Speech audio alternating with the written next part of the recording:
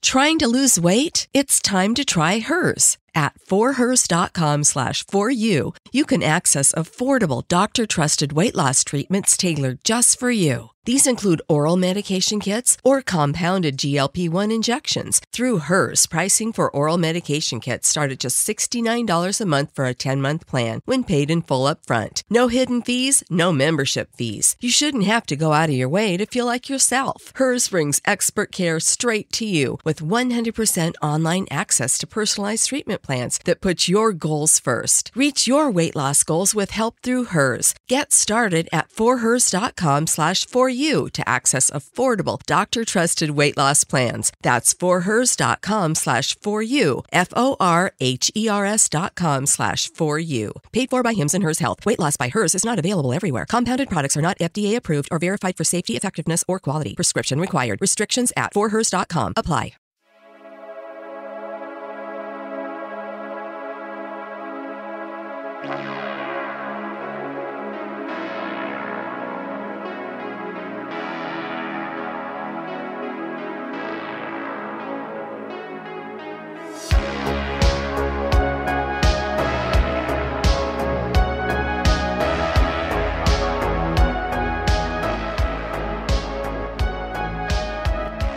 Coming to you from 4,200 feet in the hills of Oregon, it's the voice of Chi-town, the reddest beard in the high desert, your host of the M.O.A. broadcast, Sam Wilson.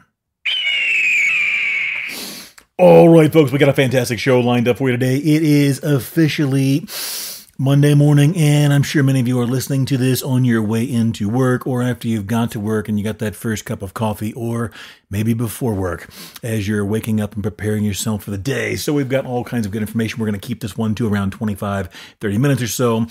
Not too involved, give you something to get you going while you have that delicious cup of hot Java. All right, episode 33 of the M.O.A. broadcast. We have our show highlights. Oh boy. Crazed hooker dispute turns deadly with an axe attack. Chirac is ready to explode again, folks. You do not want to be in Chicago right now. If you have travel plans and you are thinking of visiting the beautiful Midwest, do yourself a favor. Avoid Chirac. It is about to get hot, hot, hot over there, and you do not want any part of that. A missing hiker doesn't make it out alive. And finally, another naked Bronco chase through Los Angeles. I don't know what it is with the Broncos, but they seem to lend themselves to police chases. So those are our show highlights. We got all kinds of good stuff coming up. You know what? Let's just jump right into it. I was going to get, for those of you that, let's see if he wants to say hello. I got him right here with me in the shop. Let's get Cobra. So we got a new black shop cat here. Cobra is his name, and he is going to say hello briefly. He loves... There you go. Okay, hang on. Let me put him... Let me put him down. He loves hanging out here in the shop. And the funny thing is, Cobra I rescued off the streets about a month ago, give or take. And he had a couple of brothers and sisters. His mom had just dropped a litter. And it's funny because at the time they would come by my place occasionally and I would put out just table scraps or a little bit of extra cat food for them. So they had something to eat. The streets here in the high deserts of Oregon, the mean streets of Chiloquin, also known as Chi-town, can be pretty rough. So I feel kind of bad for them. Anyway, put out some food. Now at the time, all of those cats, including Cobra, would readily and happily eat any table scraps that I put out there in front of them. And the table scraps are the same thing I feed Bacon along with his regular food. Bacon's my dog, beautiful English pointer. And he's a real stud. Everywhere you go, people want to... If he was a human, he'd be a movie star. People just like seeing Bacon and hanging out with him. Anyway, that's beside the point. But just like Bacon, in the beginning, would readily and happily eat any table scraps you put in front of him. Now, fast forward a couple of weeks, living in the house where Cobra is eating steak, both raw and cooked, and all kinds of meat and other stuff. He doesn't even look at the table scraps anymore. He's just sitting there waiting for me to put a fresh piece of meat, or he loves fried chicken, as does Bacon and myself and everybody else. So anyway, that's how quickly they turn, though, from eating anything you put in front of them to now they poo-poo their the table scraps and want nothing but the good stuff. So, all right, let's get back to our story at hand. We go to San Francisco. This story comes to us via the New York Post. Suspected prostitute, 24, that's her age, allegedly, eyed in grisly axe murder of elderly man in his San Francisco apartment. I wonder if the person who wrote that even was aware of the pun. Quite literally, they put in there eyed, E-Y-E-D, as in looked at, in the grisly axe murder. For those of you that don't or aren't familiar with axes or don't use them or whatever, the eye of the axe is the hole through which you run the handle and so forth. So that would be a nice little pun coming from somebody that whoever's writing headlines, I would think wouldn't be an entry-level employee. They probably have a good background in literature. They probably did get it, but I wonder how many people that flew right over. Or maybe I'm just being pretentious. Anyway, we go to San Francisco.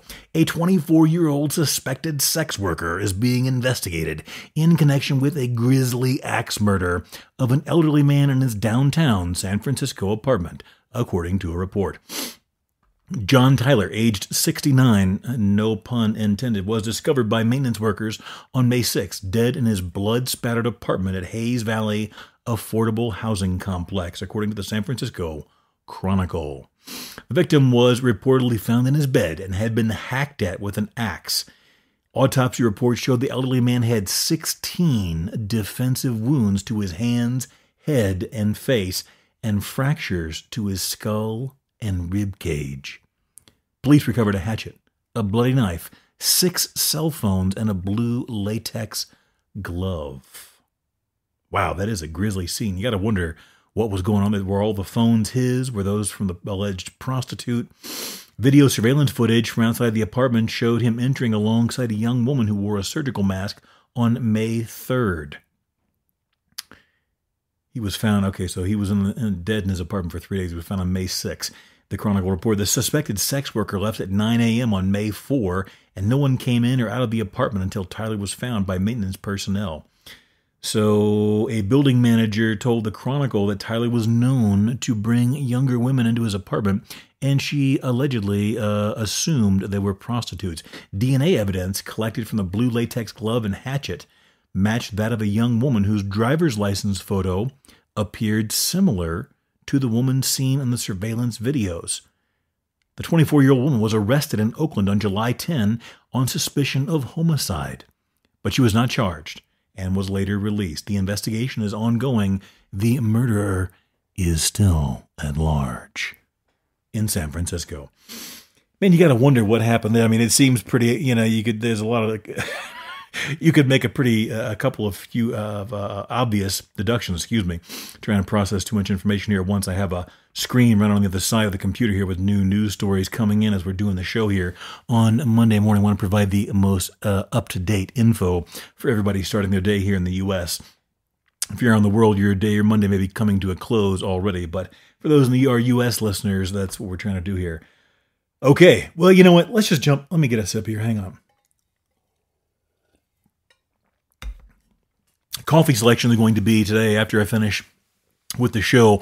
Believe we're going to do a French roast, and we're going to run it through the French press. It's been a while since I've done that, and I've already got plans later this afternoon or evening to do cowboy coffee out here in the shop. I've talked about coffee before. I'm a huge fan. Coffee is a big part of I guess you could say it's a big part of my life, something I really enjoy. Even if I don't feel like I need a pick-me-up or whatever, I don't really drink coffee for the caffeine boost. I just love the flavor. And cowboy coffee is one of my absolute favorite ways to make it. Now, I've got some videos on my YouTube channel of how to do cowboy coffee. Most of these videos on cowboy coffee, they dramatically overcomplicate it. It is very, very simple to do good cowboy coffee with very, very few steps. Things like the extra drop of water at the end and all that stuff, you don't need to do any of that. I'll do another video here soon, and I'll link it into the podcast page here so you can watch it. But for those of you that are interested in cowboy coffee, it is very simple. It's very easy, and it is delicious. Done right, you have very little silt in your cup of coffee. If you just leave the last swallow of coffee in your cup, you're going to avoid all that silt, except for a little bit that goes down with the coffee and gives it an extra rich flavor, but doesn't stick to your teeth or whatever else. So very simply, all you have to do is bring your water up to a boil or close to a boil. You put your grounds in. before you bring it up to a boil. I will usually pull it off right before it boils. When it starts to like bubble a little bit, I'll pull it off and put it on like low heat and just let it sit there for about 5 minutes. At about the 2 to 3 minute mark, I'll give it a good stir so that the grounds are all, distributed there and are all getting, soaked and moved around and everything else. And the flavor, the brewed coffee is now getting distributed in the mixture nice and evenly. And then that's about it. At the 5 minute mark, I take it off the heat completely. I'll let it sit an extra minute or so. And then if you gently just pour it into your cup, you're going to have very, very little silt. You'll see videos of people putting a splash of cold water and other things in there. Honestly, I've done it hundreds of times. Folks, I can't tell a huge difference. So if you can't tell a huge difference, it probably isn't making much of a difference at all. That being said, make it however you like, but that's going to be the order of the day today is a French roast on cowboy coffee. Now, for those of you that don't have access maybe to more gourmet coffees, although that's hard to believe in the U.S. today here in 2025, I live in the middle of nowhere and I have access to really, really, really good coffees. If you can use a much lesser coffee brand if you want to express it that way and still get fantastic coffee with French press or cowboy coffee. And French press and cowboy coffee are essentially the exact same thing. But with a French press, you have that little steel mesh that keeps more of those grounds at the bottom whenever you press the plunger down. But that being said, you can use, one of my favorites to use for cowboy coffee is Café Bustelo. Fantastic coffee, very cheap. You can get it at almost any grocery store, almost any store that sells any kind of food whatsoever. I've even found it at like truck stops. The Café Bustelo, it's in the yellow can or the yellow vacuum seal package and so forth. So anyway, if you're a big coffee fan, you haven't tried that, give it a shot and let me know what you think. If you got any questions, info, feedback, or you just don't like the sound of my voice, hit us up with an email at info@gearconvoy.com. We always love to get suggestions for the show. All right, now we go to Chirac. Folks, we've been talking about Chicago pretty regularly on the show. I've mentioned before, I'm not going to keep going over it, but I love Chicago. Chicago is one of the best food towns in the whole country, in my opinion, for the type of food that I like. There is a tremendous amount of culture and just cultural richness in Chicago. It's a beautiful city when you're not being shot at and assaulted and whatever. We're being a little dramatic here, a little hyperbole, but you get the idea. They have by far, the most number of murders of any United States city, by far. It's not even close. So we're going to jump right in here. The Chicago Trump protest march. Thousands rallied downtown against deploying federal troops. The story comes to us via Fox News. Now, if you'll remember, we had in our last week's episode, we talked about how President, and we're not going to get political. If you don't like Trump, great. If you do, great. If not, I don't care. We're not taking sides here. We're just reporting the actual facts. You make your own deductions and conclusions based on that. But President Trump did deploy the National Guard to D.C. It undeniably made a huge difference. You can talk about what the other political aspects of it are. I don't care. I'm not here for that. But we go to Chicago. Chicago is out of control. So they're having a protest. The Coalition Against the Trump Agenda. This is an actual organization, apparently. The Coalition Against the Trump Agenda, CATA, C-A-T-A, joined by organizations including the Illinois Coalition for Immigrant and Refugee Rights and the Chicago Teachers Union. I don't know why they're involved in this. They gathered at 5 p.m. at Congress Plaza Garden near Ida B. Wells Drive and Michigan Avenue in Chicago. The demonstration denounced what they describe as a racist pretext by Trump to escalate deportations and target immigrant communities under the guise of crime reduction. According to them, and I'll be fair, get both sides of this here, the Deputy Director Veronica Castro, Director of the Illinois Coalition for Immigrant and Refugee Rights, said, "Our job is to take to the streets, defend our space, and keep each other safe." You got to wonder, why don't they keep each other safe from all the murders going on in Chicago?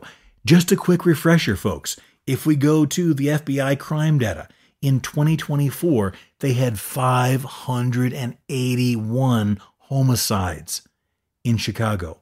2023, they had 621.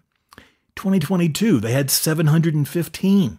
2021, they had 805. Even if you acknowledge the fact that those numbers have been getting better progressively, 581 homicides in 1 year. You're looking, that's like 1.2, 1.3 a day. People are being killed. They had like 5 or 7 murdered over a weekend a couple of weeks ago. Clearly, there is a problem there. And instead of getting political or taking one side or the other, which we're not going to do, ask yourself this. Take all the politics out of it. If you, let's say you were on some type of disaster, let's say an emergency, let's say you were on a plane, a bus, a train, whatever, and it crashed, and you're stuck in the middle of nowhere, and 1.3 people out of your group are dying a day due to exposure, starvation, thirst, wild animal attacks, you're in the middle of nowhere in the jungle, let's say. If somebody showed up and had the resources and the means and the motivation to help you out, would you stop and say, wait a minute, who did you vote for? Is that really the question you would stop and ask? What are your politics? Is that the question you would ask yourself?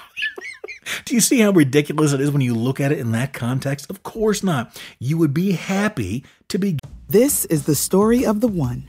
As head of maintenance at a concert hall, he knows the show must always go on. That's why he works behind the scenes, ensuring every light is working, the HVAC is humming, and his facility shines. With Grainger's supplies and solutions for every challenge he faces, plus 24/7 customer support, his venue never misses a beat. Call quickgrainger.com or just stop by. Grainger, for the ones who get it done. Getting help if you are sane to be getting help from this ridiculous level of violence that is going on. Let's jump down here.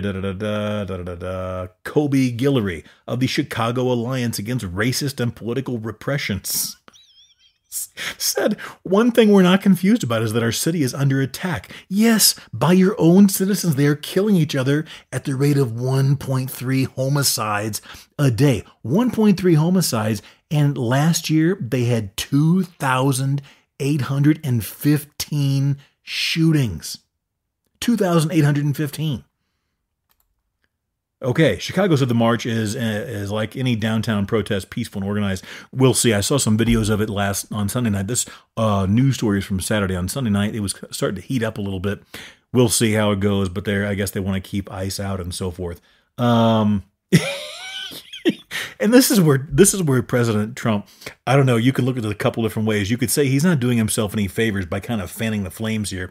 He posted on Saturday morning a post from Truth Social, which is his own proprietary social media platform. And I'm not saying he's wrong, but sometimes you got to wonder, if you poke the bear, you're going to get a response. He shared an AI-generated image of himself. An AI image. So that's an artificial intelligence generated image of himself dressed in military gear. Dressed in military gear, styled after the film Apocalypse Now. Alongside, let me just pull it up. I got it saved here on the. So for those of you who don't know what a meme is whenever you have a picture and there's like writing along with it. If you're under probably 60, you know what this is. If not, it's basically a picture, and then sometimes it's an AI generated image, a computer generated image, and there's like some meme to kind of make a point, and it's humorous at the same time. There's a picture of Trump dressed up like the Robert Duvall character in Apocalypse Now. And there's helicopters flying behind him, and there's all kinds of flame and napalm and everywhere. He's got the hat and the sunglasses and the yellow cravat or whatever it is on there. And he's sitting there kneeling down just like the Robert Duvall character. And he says, the quote is, I love the smell of deportations in the morning.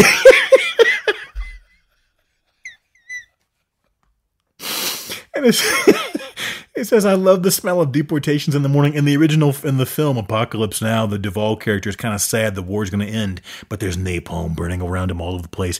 And he says the iconic line, now iconic line, I love the smell of napalm in the morning. It smells like victory, kind of deals.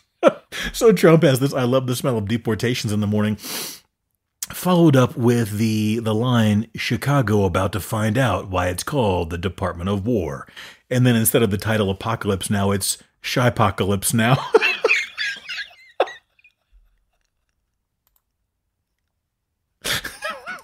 So, that's Trump. He's poking the bear, and these people just take the bait and they go buck wild over. They organize, these protests and demonstrations and so forth.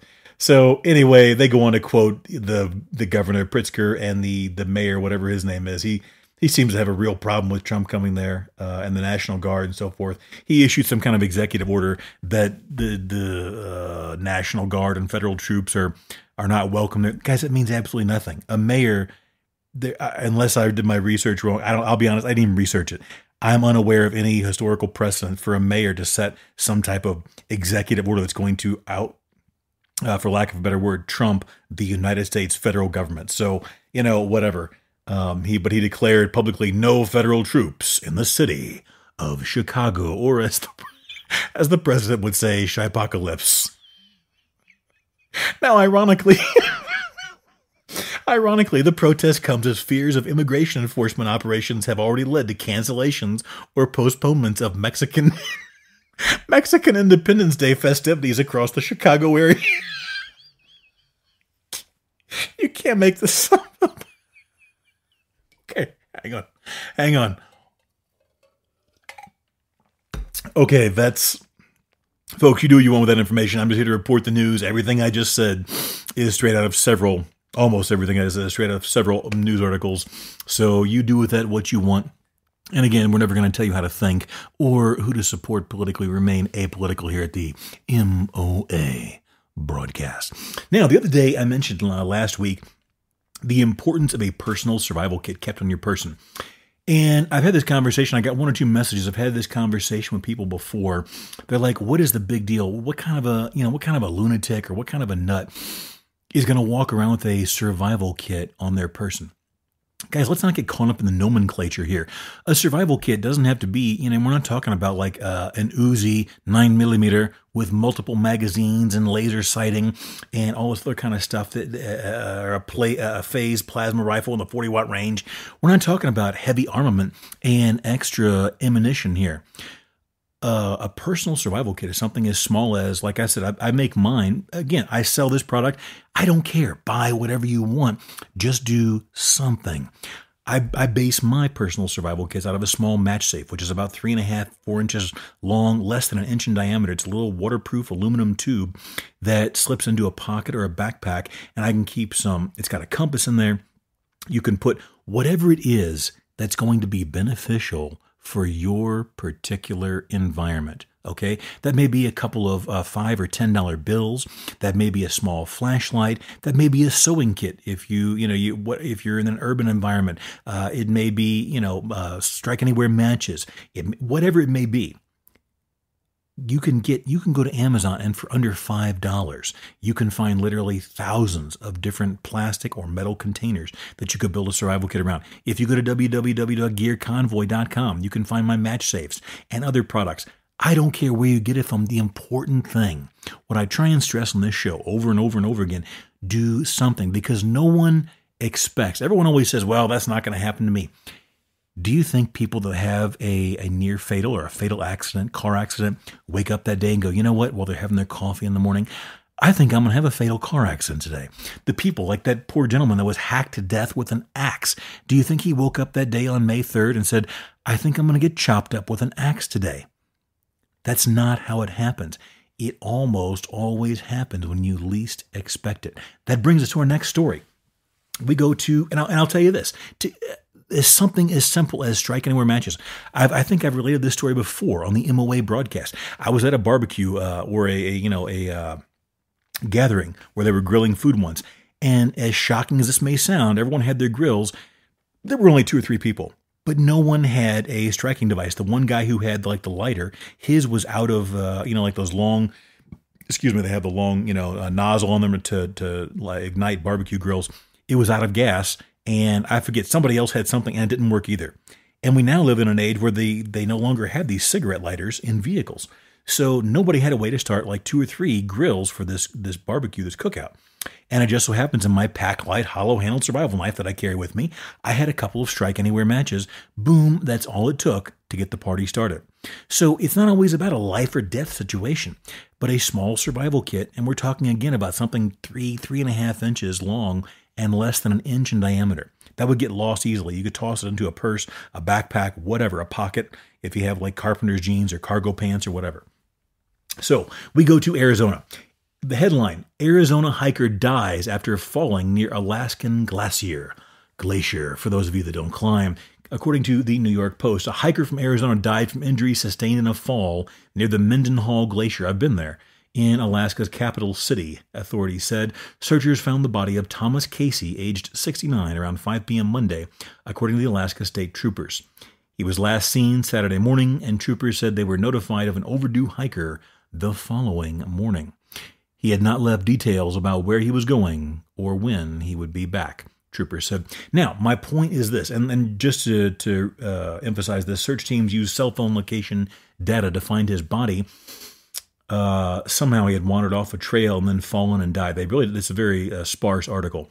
Juneau police, in July, a Kentucky woman visiting Juneau on a cruise ship was found dead on the mountains near downtown after she didn't return from a hike. Now, we don't know exactly what the cause of death and everything else was involved here. But the point is, those are two great examples of people that probably thought they were going to go do a day hike or even shorter.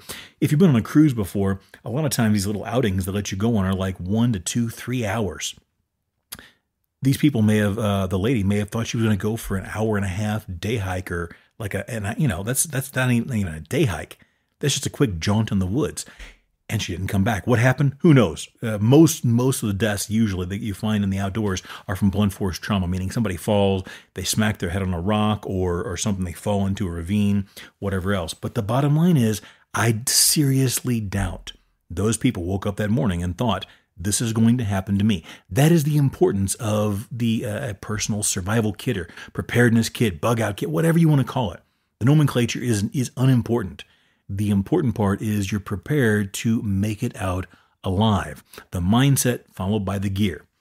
So let's see, where are we at time-wise here? You know what? Let's go ahead and we'll dip into that. So one of the knives, and we're going to do a series on this. In fact, probably this week or early next week, and we're going to have a nice, probably 30 to 40 minute, give or take a little bit, episode on Jim Bridger. Now, if you're an outdoorsman, if you like bushcraft, the outdoors, hunting, and so forth, survival, you've probably heard of Jim Bridger. If not, we're going to do a great episode. I may do a video episode of it so I can include some pictures and visuals. And we've been doing, we've had good success so far. We're doing the videos through our Patreon page, and then a certain amount of time later, we make it available on Spotify and so forth.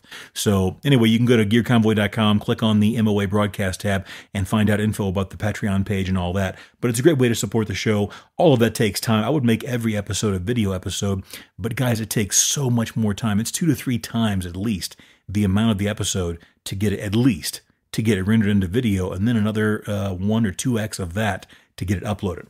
But anyway, we talk about knives a lot, and I try not to get too caught up in just doing knives or guns. There are lots of episodes or shows and podcasts that do that, but the Kephart knife is one of the knives that many people, when you find they're uninitiated into the outdoors, they see a Kephart knife. For reference, a Kephart knife usually has a 4.5 inch, a 4.5 inch blade, roughly a 4.5 inch handle. It's kind of like a spear point, which means it's kind of a wide, flat, blade that comes to like a spear point, kind of a fat tip. It's extremely useful and durable.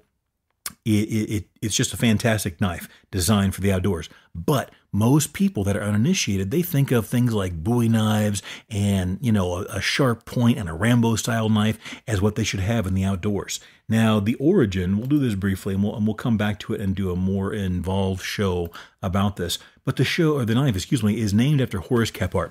I've got some information here in front of me. He was born in 1862 and passed in 1931. He was an American writer, librarian, and outdoorsman, best known for his 2 books, Camping and Woodcraft in 1906 and Our Southern Highlanders 1913. He was a major voice in the rise of self-reliant backwoods living and modern bushcraft. He advocated for practical gear suited for real-world wilderness use rather than heavy, elaborate tools. So basically, he was somewhat of a minimalist, and he was what made him probably the most enduring in the bushcraft world is the knife that he designed. And it had a blade length, again, of 4 to 4.5 inches, flat or convex grind, carbon steel, but you could use any steel nowadays. All of our steels are far superior to what they had then. And basically, it was a slight drop point or spear point blade. Now, I offer this type of knife on gearconvoy.com called the Kephart or the Tackhart, but you can get them anywhere for a wide variety of prices and so forth and different options and everything. The neat thing is when people first see it, they're like, I don't get the point of this knife. I've had this conversation with literally probably dozens of people. They see the Kephart, it looks very plain. It doesn't look exotic. It doesn't look dangerous, doesn't look combat ready, like so many knives that are sold on people. Guys, here's the thing. Most knives are designed to be sold rather than to be used. They're designed to look cool. They're designed to make you feel like if I have that knife, I'll be Tommy Toughnuts, I'll be Rambo, I'll be Kephart, I'll be whoever in the woods, and I'll be unstoppable. Not really to serve you the best in the woods. Very, very different concepts. So anyway, the Kephart knife, one of the absolute best. It's got a very strong tip for drilling, for prying, for poking, for stabbing, and for penetrating, like if you're cleaning game. We have a model on our website. We have what's called a clip grinder, a false edge, that thins that tip out towards the end so you can use it for better penetrating when cleaning game or whatever. But the Kephart is an absolutely fantastic design and absolutely one of my favorites. Does it look as exotic and as dangerous as a Rambo knife or a Bowie or, whatever? No, it doesn't. But does it do the job better than probably most, if not almost all knives? Absolutely. So we'll come back. We'll do an episode soon, like a midweek episode on Horace Kephart himself, and we'll go a little more in depth on that. But in the meantime, if you want to look up Horace, that's Horace, Kephart, Kephart, you can find some great information, and we'll come back with you some more in-depth info on that. And we're going to be doing our Jim Bridger episode soon. We've also got a true crime episode, probably going to drop in the next week or two. I kind of pushed back, trying to get a bunch of things done. So, okay. Now, we go back. Where are we at on time? Yes, let's jump to it. We go to Los Angeles. Normally, you would think of this as Florida, but it's Los Angeles time. Here's the headline coming to us straight from the New York Post. Cops arrest naked woman after 4-hour standoff in Los Angeles with a dog in the car. Cops arrested a naked woman after a brief chase and a 4-hour standoff in the streets of West Hollywood Tuesday morning. Police pursued the alleged birthday suit bandit after locals reported an assault involving a screaming nude woman. The LAPD confirmed to the Post. The woman whom police would not immediately identify took off in a Ford Bronco with a small dog in the back seat. Aerial footage from the KTLA also showed. What is it with people in Broncos? What? I don't understand. What goes on? And according to the pictures here, it's a white Bronco too. So for those of you that aren't of age, you'll remember the famous, the infamous, the notorious O.J. Simpson white Bronco chase of that's almost 40 years ago now, 30-something years ago. But this lady has a white Bronco too. She is surrounded by these tactical vehicles. This is a wild situation. I don't know what got her naked. I mean, it's easy to say drugs probably, but who knows? We don't know that for sure. That's just a supposition, if you will. She took off on a Ford Bronco with a small dog in the back seat. After the alleged assault, police quickly surrounded the Bronco, but the woman refused to get out for almost 4 hours, and at one point hurled a hammer out of the car window. Mental health experts were deployed to the scene, and officers laid down spike strips to keep her from driving off. Eventually, she climbed out of the window of the Bronco, still buck naked. Officers wrapped her in a white sheet and took her into custody without further incident. An officer at the scene said the woman decided to surrender when cops threatened to bombard the car with tear gas canisters. All right, folks, that's going to do it. Hope you have a great Monday. Get out there, work hard, be safe. Remember, don't wait to prepare until you have an emergency. If you wait, it may be too late. If you don't make it out alive, you don't make it out at all. Stay safe out there, folks.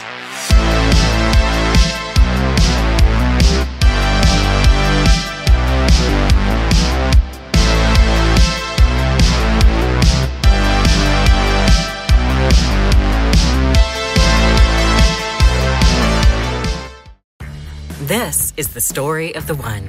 As a custodial supervisor at a high school, he knows that during cold and flu season, germs spread fast. It's why he partners with Grainger to stay fully stocked on the products and supplies he needs, from tissues to disinfectants to floor scrubbers. All so that he can help students, staff, and teachers stay healthy and focused. Call 1-800-GRAINGER, click Grainger.com, or just stop by. Grainger, for the ones who get it done. This is the story of the one. As a maintenance supervisor at a manufacturing facility, he knows keeping the line up and running is a top priority. So just like you, he chooses Grainger. Because when a drive belt gets damaged, Grainger makes it easy to find the exact specs for the replacement product he needs. And next day delivery helps ensure he'll have everything in place and running like clockwork. Call 1-800-GRAINGER, click Grainger.com, or just stop by. Grainger, for the ones who get it done.